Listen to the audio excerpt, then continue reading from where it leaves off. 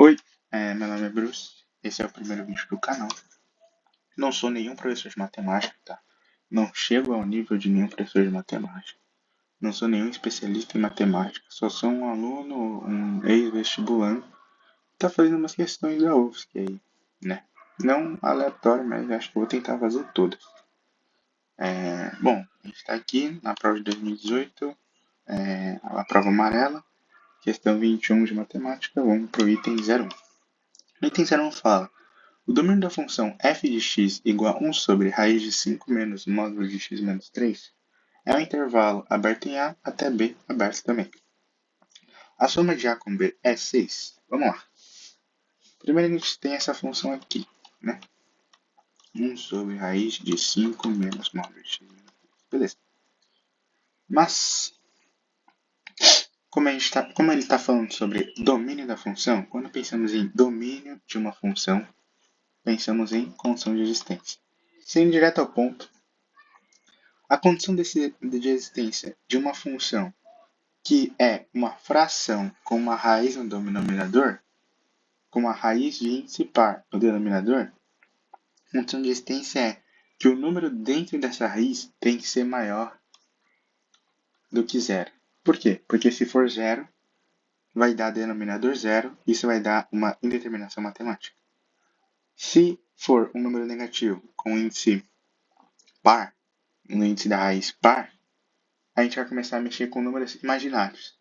E como estamos falando de uma função no plano cartesiano lá dos reais, né? Reais para os reais, a gente não vai estar conseguindo mexer muito com os imaginários.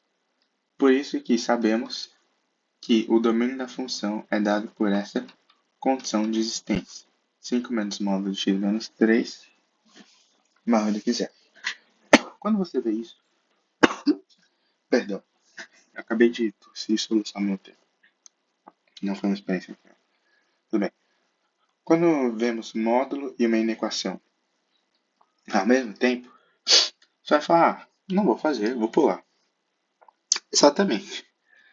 Né? Porque, mano, não faz sentido você gastar tanto tempo nesse tipo de questão quando você tem, por exemplo, a questão 04, que é muito mais simples. Mas beleza, vamos fazer. Já que estamos aqui de novo, né, também. A gente soma, bom, como a matemática é um padrão, né? Quando a gente tem equações ou inequações, normalmente a gente isola o x. Então, beleza, vamos isolar.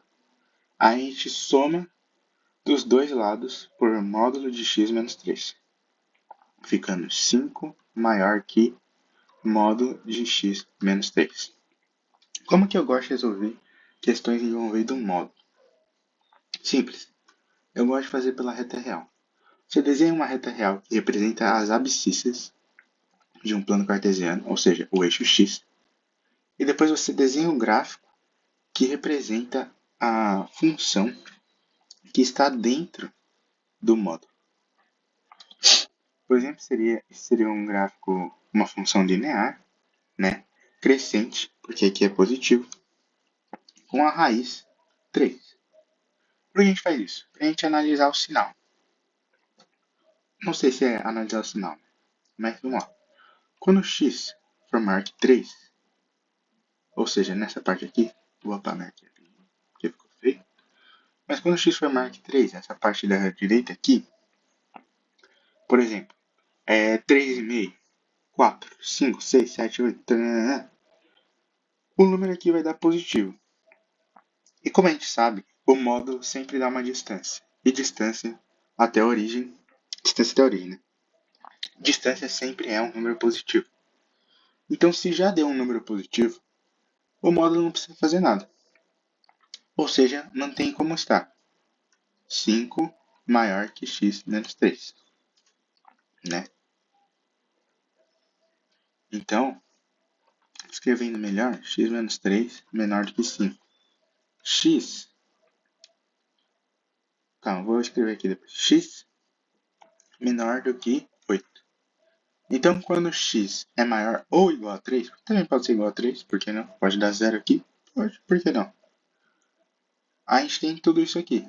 Juntando, essas duas inequações, temos que x está entre 8 e 3.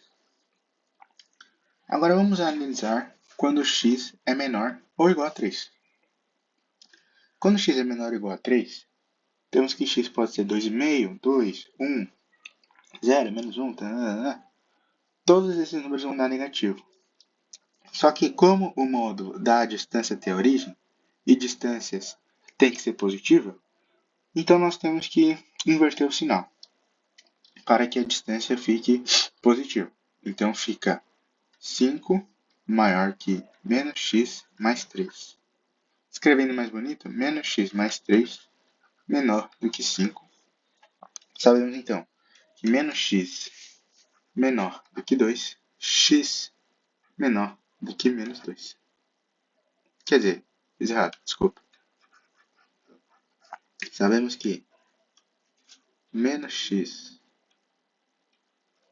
menor do que 2 e x maior do que menos 2.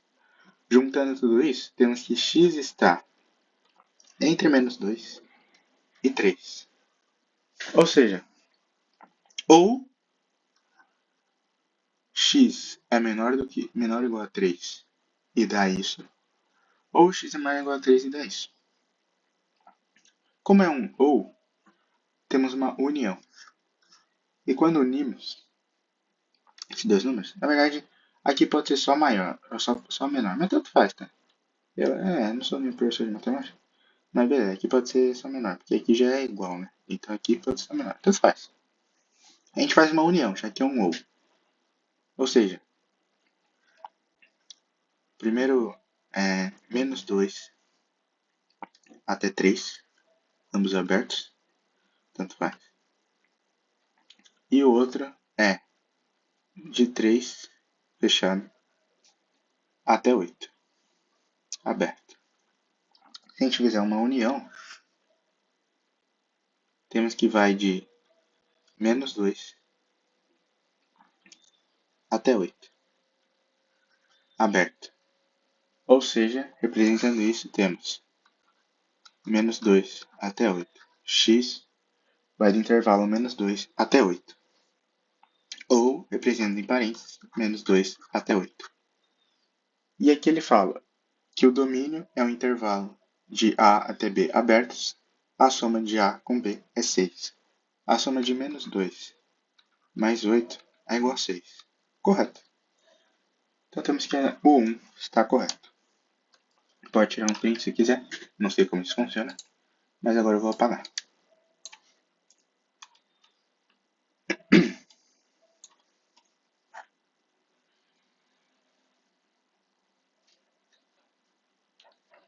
Tudo bem.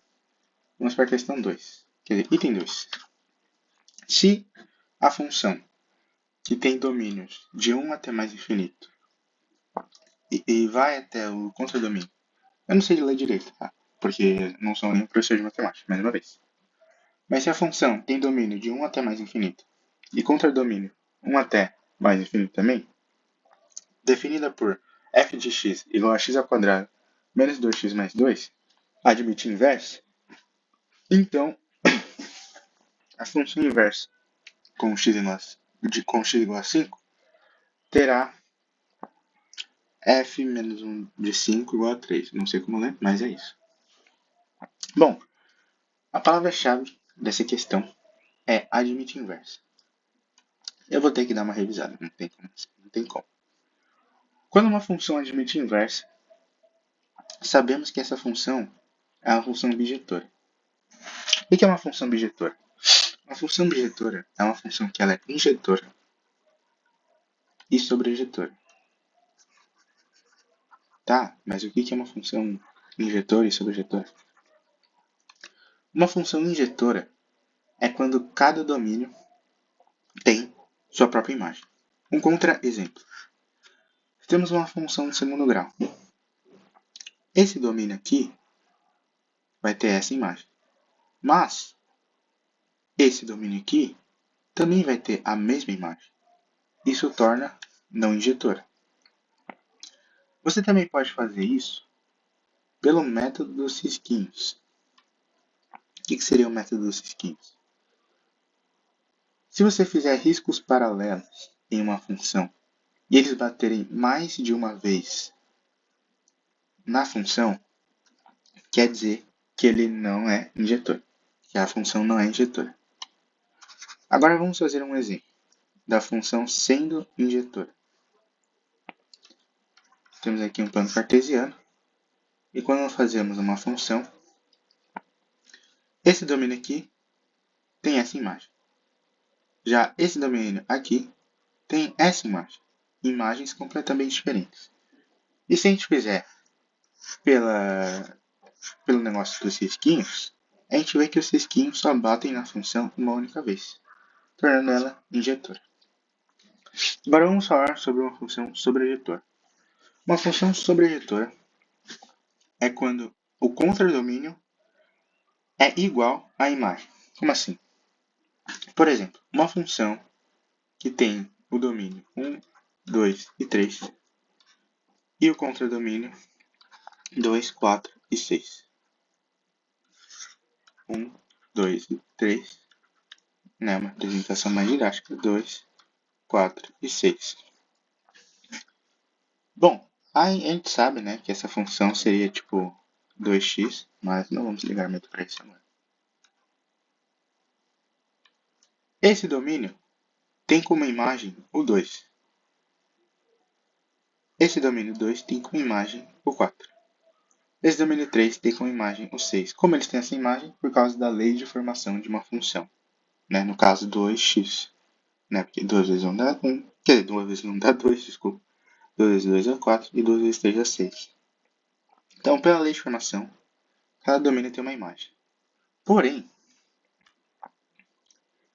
se esse 3, de alguma forma, sei lá como, tivesse sua imagem o 4, você está vendo que eu falei? A imagem do 1 é o 2. A imagem do 2 é o 4 e a imagem do 3 é o 4. As únicas imagens são 2 e 4. O 6 não é imagem, mas ele é contradomínio. Quando isso acontece, essa função não é sobrejetora. Mas quando o 3 tem sua imagem o 6, todos os elementos do conjunto do contradomínio são imagem de alguém. Isso torna sobrejetora. Então, beleza. A gente já sabe disso. Vamos apagar aqui. E vamos resolver. Tá? Ele fala assim. A função que tem domínio 1 até mais infinito tem como contradomínio 1 até mais infinito. Definida por essa função aqui admite inverso, ou seja, ela é bijetora. Então, isso daqui é verdade? Eu não sei ler, por isso que eu falei isso daqui, mas vamos lá. O melhor jeito de fazer essa questão é você desenhar, cara. Você desenha.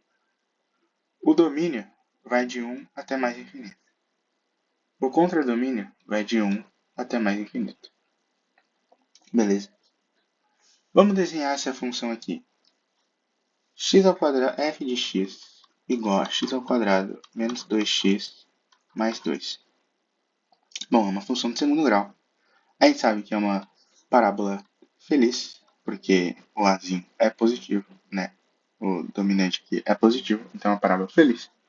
A gente sabe que ela passa no 2 positivo no eixo y das ordenadas, aqui mais ou menos. E eu acho que, bom, isso é só um chute que a gente faz, que eu faço, que é quando ele fala sobre função inversa e fala sobre uma função de segundo grau, normalmente você já começa a pensar sobre o x e y do vértice. Bom, vamos calcular o x do vértice e y do vértice. X do vértice é menos b sobre 2a. Beleza? Vamos lá. Menos b sobre 2a dá o quê? Dá menos 2 sobre 2 vezes 1. Certo? Substituindo os valores aqui. X do vértice é igual a 1. Ou seja, o x do vértice está aqui. Agora vamos para o y do vértice. Como a gente calcula o y do vértice? A gente substitui onde é x por 1. E a gente descobre o y do vértice. 1 ao quadrado menos 2 vezes 1 mais 2. É 1 menos 2 mais 2. Isso é igual a 1. Ou seja, y do vértice igual a 1. Ou seja, o vértice dessa função é exatamente aqui. Certo? Aqui é fechado. Como vocês podem ver aqui, colchete fechado. Fechado. Bolinha fechada. Tá.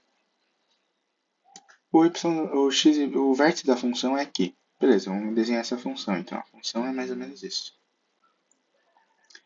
Só que, como eu tinha dito que ela era bijetora, se a gente traçar as retas, né, paralelas, daquele jeitinho, você vai ver que ela encosta 2 vezes. Você deve estar perguntando, ué, como que ela vai ser bijetora, então? Cara, você tem que olhar para a lei de formação da função, cara.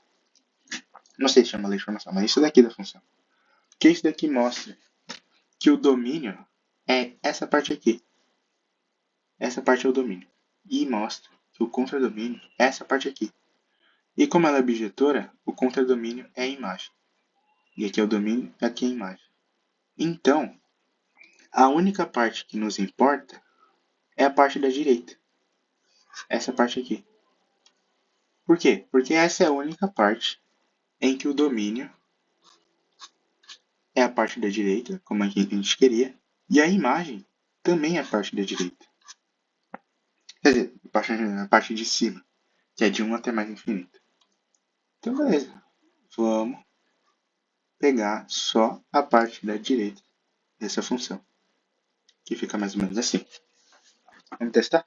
Se a gente fizer setas paralelas, mesmo até no vértice, que é o vértice da função, onde ocorre a mudança de direção novamente, ela só vai encostar uma vez na função, tornando ela injetora e sobreinjetora, porque o contradomínio é a própria imagem, já que termina no próprio vértice da função. O vértice da função é o próprio limite que ele deu, que é o 1. Então, vamos só usar essa parte da função. Tá. Ele fala que é isso, tudo que eu falei, na verdade, não serve para nada, tá? É só para você conferir, sei lá, não serve para nada, só para você entender. Por quê? Porque ele quer saber para a função inversa, quando x da função inversa é 5, se o y seria 3. Como que a gente faz uma função inversa aqui? Normalmente você pensaria em substituir o x por y e o y aqui por x. Dá um trabalho do caramba. O que eu faria aqui? Como é uma função inversa, o x vira y e o y vira x, né? Ou seja, eu sei que esse 5, que é o x da inversa, ele antes era o y da normal. E esse 3, que é o y da inversa, antes era o x da normal. Então, se eu simplesmente substituir o 3 nessa função, ele tem que dar 5, que é o y. Se eu substituir o 5 aqui no y, ele tem que dar 3 no x. Eu acho mais fácil substituir x por 3. Vamos lá? Seguindo a função. Seguindo essa função aqui e substituindo por 3, temos que 3 ao quadrado menos 2 vezes 3 mais 2. 9 menos 6 mais 2. 9 menos 6 é 3, mais 2 é igual a 5. Ou seja, o y dessa função é 5. Só que como na inversa x vira y vira x, então esse cara que é y lá normal vira o x da inversa. E esse cara que era o x da normal vira o y. Não sei se deu para entender, porque está muito bagunçado, mas esse tem que estar correto. Agora vamos pagar aqui tudo de novo.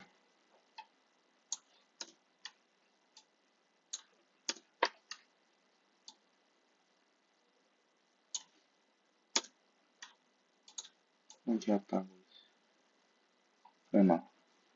Que a gente faz presencialmente, quer dizer, a gente faz ao vivo, porque não tem corte.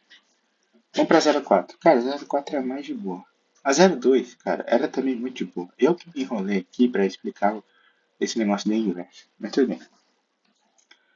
04 fala que é uma função com domínios reais e contra domínios reais. É uma função definida por f de x, em que quando x é maior que zero, temos que x quadrado mais 1 se o x for maior que, igual a zero, e x mais 1 se x for menor que zero. Então, a FOF de menos 1, o que é a FOF de menos 1? Igual a 1. FOF é a mesma coisa que você fazer f de x. Legal, né?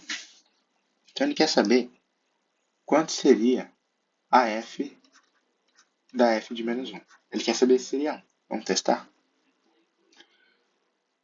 Bom, a gente sabe que menos 1 é menor do que zero. Se menos 1 é menor que zero, a gente tem que usar essa função aqui. Substituindo, a gente tem que menos 1 mais 1 é igual a zero. Ou seja, temos que f de menos 1 é igual a zero. Substituindo, temos que f, que aqui seria f de menos 1, é zero. Agora queremos a f de zero, porque aqui deu zero, né? Então agora a gente tem a f de zero, a gente quer f de zero. Zero tá aqui, né? Porque x maior ou igual a zero. A gente tem o zero. Ou seja, quando x é igual a zero, a gente usa essa equação aqui. Substituindo, temos 0 ao quadrado mais 1. Temos que f de zero igual a 1. Ou seja, no final de tudo, deu o 1 que ele disse. Correto. Opa, foi mal.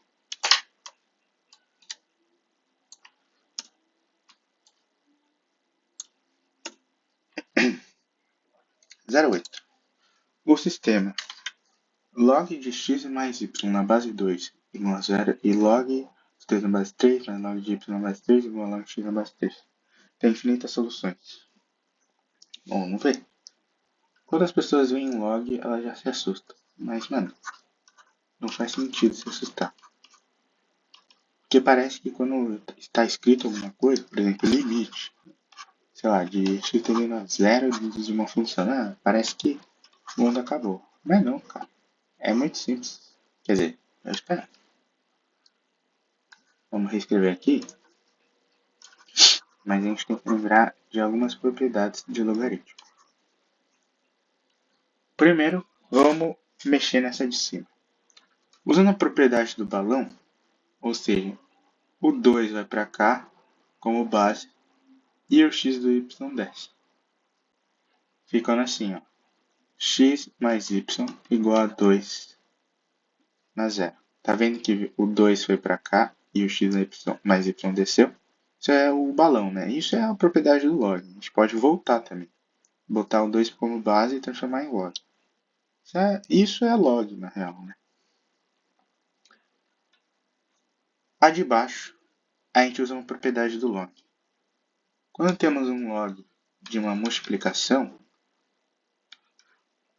ele abre somando. Opa, o que eu fiz aqui? Ele abre somando. Quando temos um log de uma divisão, ele abre subtraindo. Então,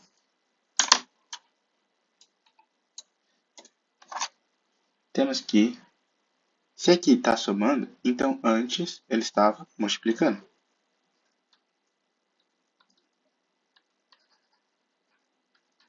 Certo? Como é log dos dois lados, a gente pode, vamos dizer assim, eu sou só um estudante, não sou um professor de matemática, a gente pode cortar. Né? Mas não é assim que funciona, né? A gente tem que fazer a mesma coisa dos dois lados que vai dar a mesma coisa que eu fizer. Mas então a gente sabe que x mais y, 2 na 0 é o quê? É 1. Então x mais y igual a 1. E 2y igual a x. Né? A gente cortou os lados. Ou seja, se x igual a 2y, a gente tem que 2y mais y igual a 1. E 2y igual a x, então 3y igual a 1, 2y igual a x, y igual a 1 terço e x igual a 2 terços. O que ele quer? Tem infinitas soluções? Não, tem duas soluções aqui. Ele falou que tem infinitas, mas tem duas soluções aqui. Ó. Solução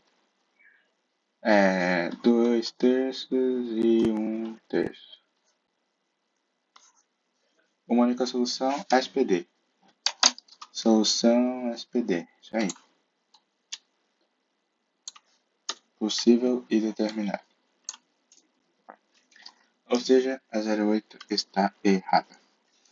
Agora, para a última, se uma função f vai de domínio A até B e uma função g vai de domínio B até C, como qualquer domínio, são injetoras. Ambas são injetoras.